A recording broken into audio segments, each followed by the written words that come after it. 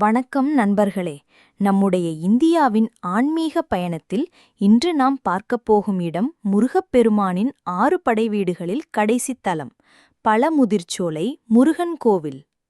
இது மதுரை மாவட்டத்தில் அழகான அழகர் மலைக்குள் அடர்ந்த காடுகளால் சூடப்பட்டு இயற்கையின் மடியில் இருக்கிறது.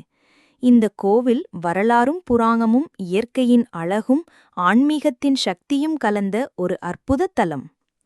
இடத்தின் சிறப்பு: பழமுதிர்ச்சோலை இயற்கையால் வளம் பெற்ற அடர்ந்த காடு. முருகப்பெருமானை வழிபட 6 படைவீடுகளில் இறுதியாக குறிப்பிடப்படும் இடம். இங்கு முருகன் தனது 2 தேவியரான வள்ளி மற்றும் தெய்வானையுடன் அருள்பாலிக்கிறார். பறவைகள், மலை சரிவுகள், ஓடும் நீர்வீழ்ச்சிகள் இவையெல்லாம் இந்த கோவிலின் ஆன்மீகத்தை கூட்டுகின்றன. வரலாறும் புராணங்களும். அவுணர்கள் கதை. புராணக் கதையின்படி அசுரர்களால் உலகம் துன்புறுத்தப்பட்டபோது முருகப்பெருமான் அவர்களை அழிக்க வந்தார். அதன்போது அவர் பல இடங்களில் தங்கினார். பழமுதிர்ச்சோலையில்தான் அவர் தன் திருமண வாழ்வை முடித்து வள்ளி தெய்வானையுடன் ஆனந்தமாக வாழ்ந்தார். ஔவையார் கதையுடன் தொடர்பு. தமிழ் கவிஞர்களின் பெரும் முன்னோடி ஔவையார் முருகனை இங்கு வந்து சோதித்தார் என்ற புராணம் மிக பிரசித்தம். முருகன் சிறுவனாக வள்ளியின் அருகே வந்து சுட்ட பழமா சுடாத பழமா என்று கேட்கிறார். ஔவையார் சுடாத பழமென்று நினைத்து வாயில் போட்டபோது அது சூடாக இருப்பதை உணர்ந்தார்.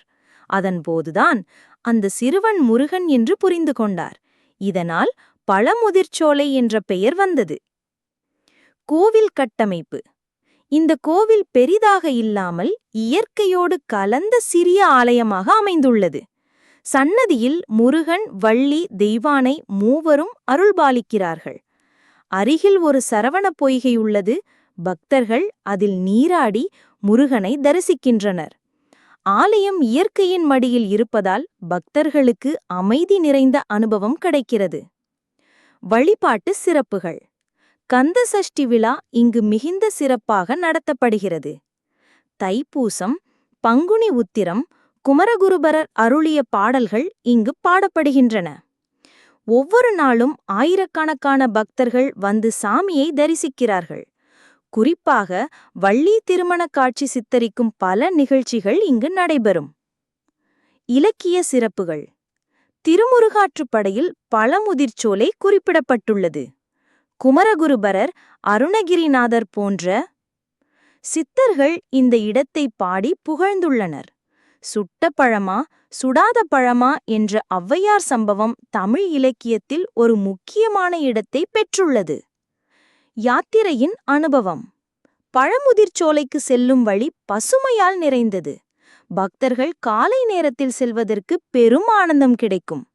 மலையின் மேலே பறவைகளின் குரல், குளிர்ச்சியான காற்று இவை ஆன்மீகத்தையும் இயற்கையையும் இணைத்துத் தருகிறது. இதனால் இங்கு வரும் யாருக்கும் மன அமைதி மற்றும் ஆன்மீக ஆனந்தம் கிடைக்கிறது. சிறப்புகள். முருகப்பெருமான் தனது 2 தேவியருடன் ஒரே சன்னதியில் அருள்பாலிக்கும் இடம். ஔவையார் சம்பவம் பழமுதிர்ச்சோலையின் அடையாளம். இயற்கையின் மடியில் காடு சூழிடு அமைந்திருக்கும் கோவில். தமிழ் இலக்கியங்களில் புகழப்பட்ட தலம். 6 படைவீடுகளில் கடைசியாக போற்றப்படும் தலம். இவ்வாறு பழமுதிர்ச்சோலை முருகன் கோவில் ஆன்மீக பயணிகளுக்கு மிகுந்த அர்த்தமுள்ள இடமாக விளங்குகிறது. இந்த கோவிலுக்கு செல்லும்போது பக்தர்களின் மனம் சுத்தமாகி வாழ்க்கையில் பல நற்பலன்களை அடையலாம். முருகப்பெருமான் அருளால் உங்களுடைய வாழ்க்கையிலும் நலமும் வளமும் நிலைத்திருக்கட்டும். இந்த வீடியோ பிடித்திருந்தால் லைக் பண்ணுங்க, ஷேர் பண்ணுங்க, சப்ஸ்கிரைப் பண்ணுங்க. முருகப்பெருமான் பற்றிய இன்னும் பல அற்புத கதைகளுக்காக நம்மை தொடர்ந்தும் பின்தொடருங்க.